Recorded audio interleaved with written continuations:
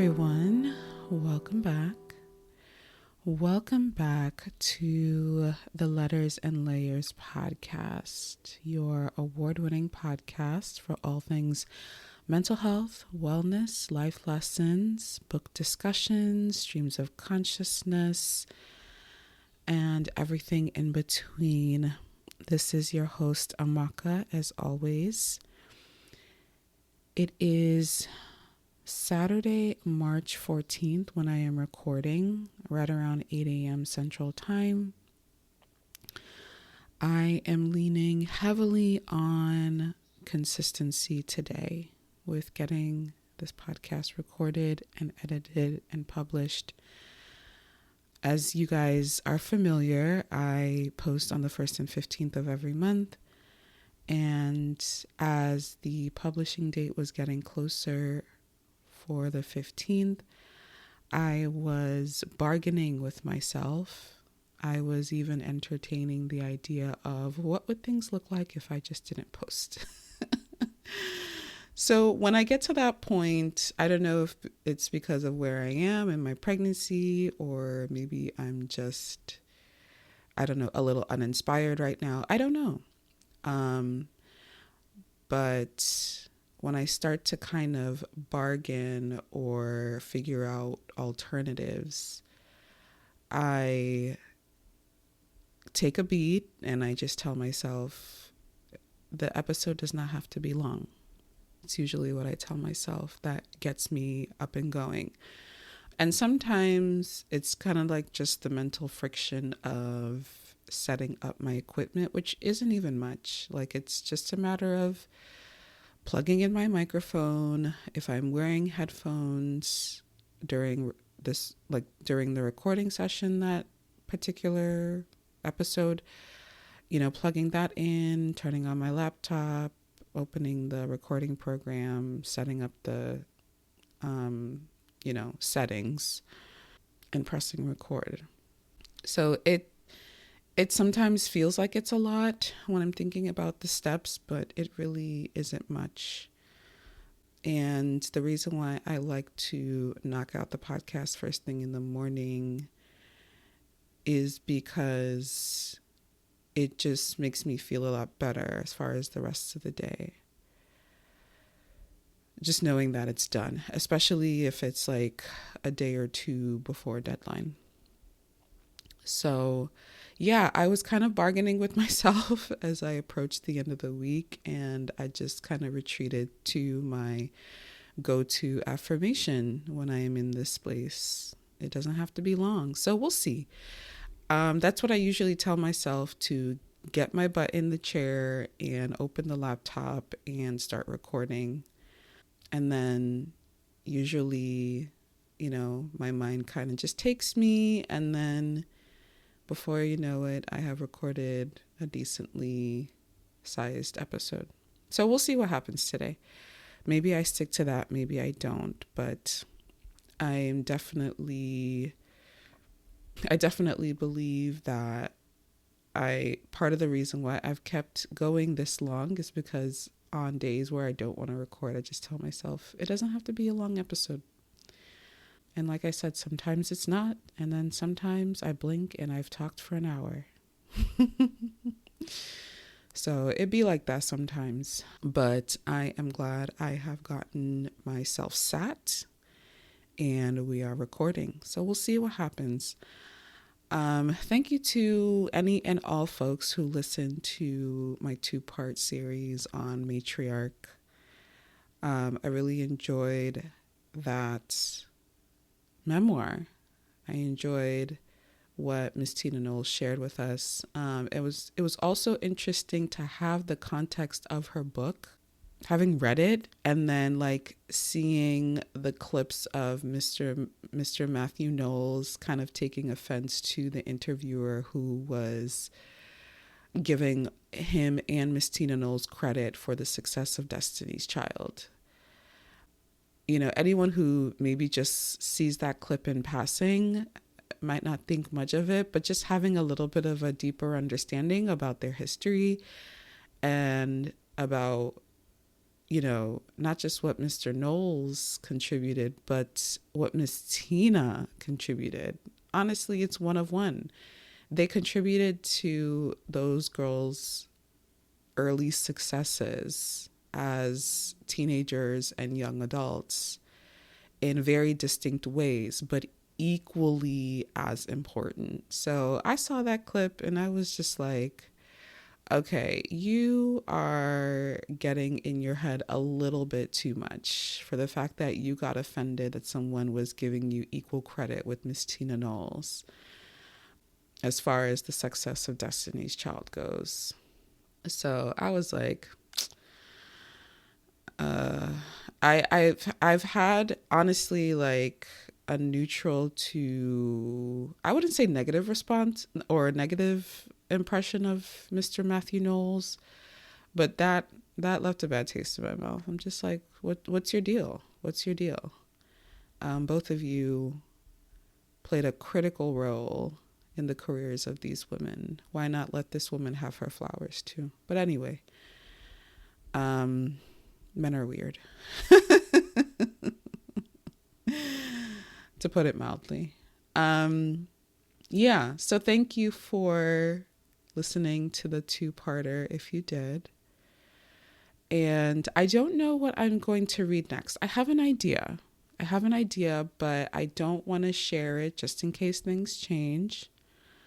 I knew today was just going to be kind of like a personal update, chatty, what's going on type of episode. Because one, like I said, I am, I'm not in that mental headspace of producing a, prepared episode, like down to the details. I just kind of wanted to talk about what's going on. And I'm sure there are listeners that prefer episodes like this anyway. So yeah, so I'm doing good. I have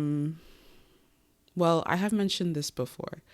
As of next Tuesday, the 17th, I am 39 weeks. I'm entering my 39th week, which means I will be 38 weeks pregnant, according to my hospital due date.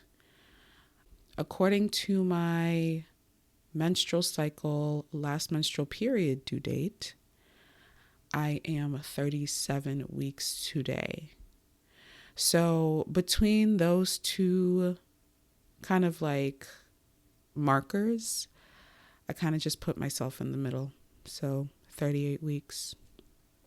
But to be honest, after going for my third trimester ultrasound a week and a half ago, he looks like he is tracking more closely with the hospital due date. So we'll see what happens. I have one more week of work, and then I have an unofficial week of work. So next week is my last official week of work. I say that because I have patients on the schedule that I am expecting to see. And then the last week of March, it's an unofficial work week, I would say, because I don't have any patients on the schedule because I'm nervous that I'll go into labor, and I don't want to have to burden any like admin staff with rescheduling and tying up loose ends and stuff. So I left my last week of work open just to tie up, administrative loose ends. As long as I haven't gone into labor or anything, if there are like any like last minute patients who need appointments, I can see them and take care of them. But as far as a structured patient schedule the last week of this month, that's not the case. Just to kind of leave some wiggle room. If I do go into labor, then pretty much everything is squared away. So yeah, he can come, honestly. It's crazy to think that he could come in a matter of a couple of weeks or sooner. Honestly, he is technically full term now. He's not really giving many signs of wanting to evacuate. I do think my midsection looks a little bit lower. So I do think maybe he has descended a little bit, but not dramatically so. Like, I feel like the upper part of my just under my chest area feels a little bit squishier. Like there's more room there a little bit. It's easier for me to bend down. I've noticed, so I'm thinking, okay, maybe there's something kind of going on there. And he's in a good position too. I'm hoping he's not breached or anything, but as far as like ideal labor positioning for the baby, he is kind of in the middle. So I'm hoping he moves a little bit more, but we'll see. As of my third trimester ultrasound that I went to a week and a half ago, they were estimating that he was 6.5 pounds at that point. So that's pretty much a full-term baby, you know?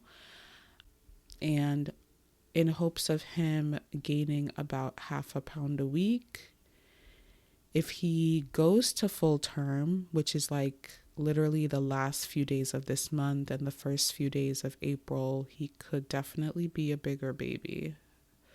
Like 8.5, almost 9 pounds, which I hope he does not hit 9. I've told him not to go past 9 pounds. You got to be talking to your kids, even when they're in utero. I'm like, hey, little guy, please don't go beyond 9 pounds. Don't make things too hard for me. Thank you very much. So we'll see what happens. I'm very curious to see who he looks like, what he takes from me physically, what he takes from my husband physically, because my husband and I both have very prominent facial features. You know, we have a lot of personality in our eyes, and we have full lips. My husband has a fairer complexion than I do because he's biracial. And, you know, he has more of a defined curl, whereas I have more of a coilier curl. So it's like, what will his hair look like? Which apparently he already has. Because at the last ultrasound, the tech was kind of showing me little squiggly lines on the screen. And she was like, do you see these things moving? That's his hair. And I don't know why that made me want to cry almost, you know? It just was a sweet thought to think that he already has hair. Like, he's a fully formed human being in there. He is. And thinking about it for too long could make me emotional. So yeah, I'm curious to see what his hair will look like. Although like his like actual hair probably won't present for a little while, but still, like, what is he looking at? What is he looking like straight out of the womb? Who is he looking like? Will I be able to pinpoint any specific facial features as far as traits right away, as, you know, being able to say, oh, he has my eyes, he has my husband's nose, this, that, and the other. So I'm super excited about that. I'm excited to see how big he is, how long he is. Just lay my eyes on him, you know? He has been a part of me for so long now. And it's like, it's to the point now where he'll be moving and my brain doesn't always register it because it's just a part of me. It's like, oh, he's moving. It's how, like, you know your nose is on your face, but your brain does not register that your nose is on your face. Initially, when he started moving around like the 19-20 week mark, I was super aware. But now, since it's been so much longer past that point, I don't always register his movements because they just feel like they're a part of me. I am more sensitive to when he hiccups. He hiccups quite a bit. And initially I was worried / nervous because he would hiccup for a long time, or it felt like a long time to me. But then I asked my midwife about it, and I asked my midwife friends about it. And, I asked my husband about it because he's also a doctor. And they were like, it's all fine. It's fine. Hiccups means he is progressing nicely. His lungs are developing. He's starting to kind of swallow, and it's going to help with, ongoing advancement. So that made me feel better. Although sometimes I feel like he is uncomfortable when he's hiccuping because he'll like hiccup and move almost in like an antsy way. He doesn't hiccup as much though now. I would say when he first started, it was like almost a daily thing. Now it's maybe every other day or a few days a week. And if he does, it doesn't last as long. So I think that to me sounds like it's a testament to the progression of his physicality. So that's super encouraging. So yeah, I still sometimes can't believe I am at this point. And I have moments where I feel overwhelmed and I feel like, what have I gotten myself into? I feel like if you know me personally, you know that I love to anticipate uncertainty as best as I can. I love to plan things out. I love to forecast. I try to be flexible because life is life, but to the degree that I can see things coming as far out as possible, I try to. And I think one thing, honestly, that I have been struggling with a little bit is just being unable to accurately plan for every single aspect of labor and birth and postpartum. You just can't. You just can't because you don't know how things are going to go down. You hope and you prepare for the outcome that you want, but things can go in a direction that you did not anticipate. And if you're not mentally prepared or open to all possibilities, it can weigh on you and it can affect you. I'm hoping for a particular outcome or a particular process to the outcome. I'm hoping for minimal intervention. I'm hoping to labor at home for as long as possible. I am hoping for not a precipitous labor, but not a stalled labor. I'm hoping for, once labor starts, that it continues on a steady pace, and I'm hoping that he does not waste any time with coming out and, joining us Earthside. And I'm hoping that recovery also requires minimal intervention and my body just does what it's supposed to do. So that's my hope. What I am thankful for is that the hospital where I plan to give birth is super close to where we live. It's walking distance, honestly, like no more than 12 minutes. So it's close, which means that I can labor at home for as long as possible and then go in when it's time, like when I absolutely, absolutely have to. Yeah, so I'm super appreciative of that. And we'll just see how things go, ultimately. But I have a doula on board, which I think I have mentioned. She has been great with just her wealth of resources and, the support that she is willing to provide. I appreciate the support of family and friends, because pregnancy is like nothing I've ever experienced in my life, I swear. Truly, truly, truly. I think another thing that I have struggled with is the fact that I have no experience in this arena.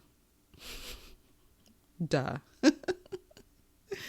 I have no experience with being a parent. This is something that I'm going to have to start from zero as far as building confidence. And I don't think I've had to confront something like this in a very, very long time in my adult life.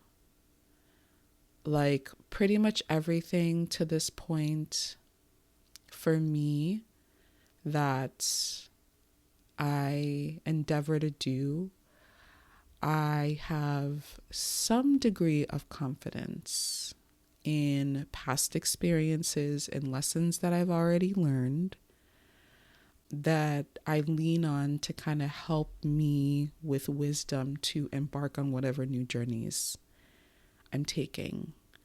But I feel like parenthood is literally just gonna be me starting from zero and, having no confidence in myself. And I don't say that in a negative way. I say that in a way where I mean I am building my confidence from literally the ground up. So right now there is no confidence. We are starting at zero. And we will be building it from the ground up, and it won't be a linear journey.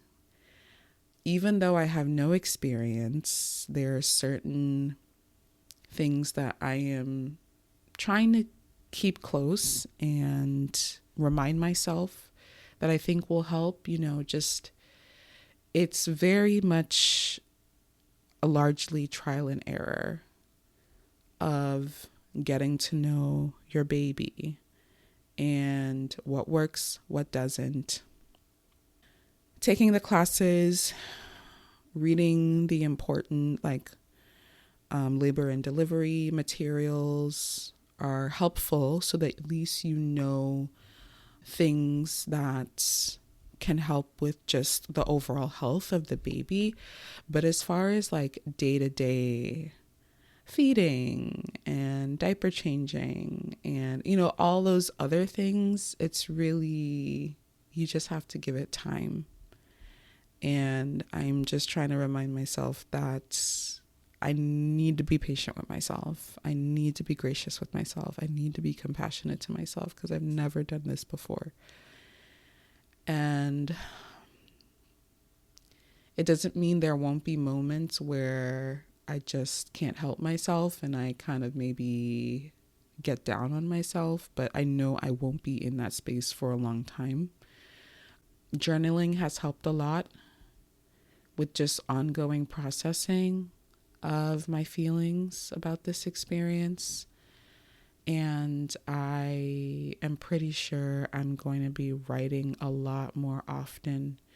I don't want any negative or unhealthy energy to build up in me emotionally. And journaling has been one of, if not the most effective way for me to discharge energy like that and do it effectively, do it productively, and allow me to move forward. So I won't be surprised if I'm writing something every day or every other day during postpartum, which I would love to do, honestly, because being able to read back to those entries years from now, it'll probably feel like a whole different life that I lived, but I will be very appreciative that I took the time to document what was going on in real time and how I was feeling as a new mom. So I'm leaning heavily on the journaling. I'm hoping I can still be creative as far as making art in my office/studio. I'm going to start calling it that. It doesn't have to be anything elaborate, but I do have different size canvases and just kind of doing the things that remind myself about who I am separate from being a mother and the identities that make me feel like me. So I'm going to be leaning heavily on writing, heavily on creativity, heavily on physical movement. I know that I'm going to have to take it easy the first few weeks post-birth, but as soon as I can get back out and start walking, I will not hesitate, because I feel like walking for me is like the physical equivalent of journal writing. Just moving my body, discharging energy in that way. I find myself at the end of that activity feeling similarly for when I finish writing a journal entry. And I just feel so, this might sound a little like, I don't know, whatever. But just saying that I just feel like my most mentally stable. Not saying that I'm unstable, but you know how just you have those emotional fluctuations, especially post-birth with like all the hormones recalibrating. It can just be a lot. So I'm just hoping as soon as I am physically capable, I can get out for walks, no matter how short. I know I'm going to have to take it easy in the beginning, but, you know, that's definitely something that'll help me feel like myself and bring me back to myself. I'm trying to think if there's anything else. Those are the main things that I'm leaning on post-birth.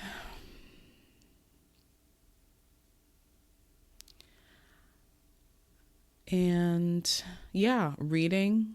I have a handful of books that I'm looking forward to diving into, mostly novels, mostly fiction. I do want to take a break from like nonfiction, and I think postpartum is a great time to just dive into stories. So that's the plan also. But yeah, I am coming towards the end of one journey, and it's literally a matter of weeks, no more months. I'm on weekly prenatal appointments now, which is crazy. They don't even officially check me in at the at the clinic anymore. They see me, they're like, "Oh, okay, we got you," and then I wait for my midwife. So the progression of this whole process is something. So yeah, coming to the end of this journey and then having the big grand finale, and then embarking on a new lifelong journey. I want to thank you guys for listening. I think I'm going to end the podcast here. I'm right around the 30-minute recording mark. We'll see how long the episode itself is once I edit it down.